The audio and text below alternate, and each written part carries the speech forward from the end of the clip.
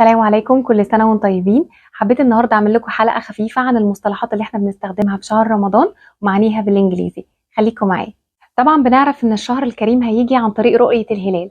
هلال بالانجلش يعني crescent crescent crescent، ونقدر نقول crescent moon crescent moon crescent moon.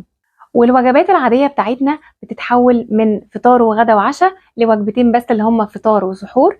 فطار اسمه بالانجلش افطار افطار افطار. سحور اسمه بري دون ميل بري دون ميل، ودون يعني فجر. دون دون دون.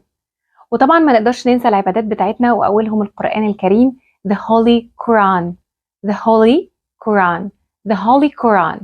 والصلاة طبعا اللي هي بالانجلش prayer prayer prayer. والدعاء pray pray pray. والوضوء اسمه بالانجلش ablution ablution ablution. والسجود اسمه prostration prostration prostration. وكل دي طبعا من مظاهر العبادات اللي احنا بنعملها في رمضان. وما ننساش من اهم الحاجات اللي بنحب نهدي بعض بيها اللي هو lantern lantern lantern فانوس. حبيت اعرفكم اهم الكلمات اللي بنستخدمها في شهر رمضان الكريم بالانجلش. يا رب اكون قدرت افيدكم، واللي استفاد من الفيديو يا ريت شير عشان يوصل لاكبر عدد من الناس والجميع يستفيد.